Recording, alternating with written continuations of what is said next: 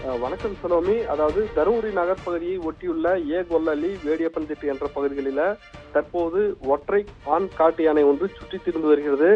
தகவல் அறிந்த வனத்துறையினர், காவல்துறையினர் ஊருக்குள் புகுந்த ஒற்றை யானையை காட்டுக்குள் விரட்டும் பணியில் ஈடுபட்டு வருகின்றனர். இதனைத் தொடர்ந்து இந்த யானை தற்போது வேடியப்பன்திட்டு என்ற பகுதியில விவசாய நிலத்துல வலம் வந்துள்ளது.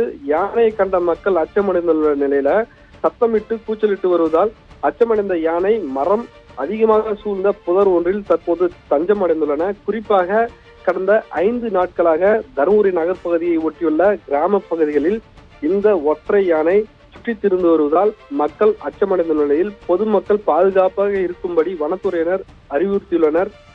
கோடை காலம் துவங்குவதற்கு முன்பாகவே வனப்பகுதிகள், மலைக்குன்று உள்ளிட்ட பகுதிகள் வறண்டு வருவதால் உணவு, தண்ணீர் தேடி யானை வனத்தை விட்டு வெளியே வந்திருப்பதாக வனத்துறையினர் தெரிவித்துள்ளனர்.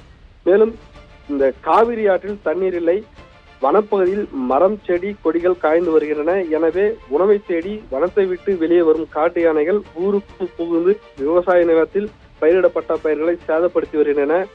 இனி வரும் காலங்களில் யானை ஊருக்குள் வருவதை தடுக்க நடவடிக்கை எடுக்க வேண்டும்.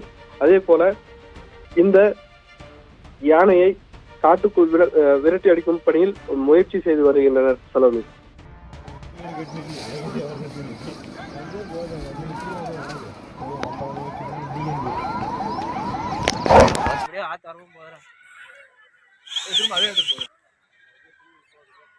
நீங்க எல்லாம் சொன்ன மேல போங்கண்ணா. கேட்க மாட்டீங்களா?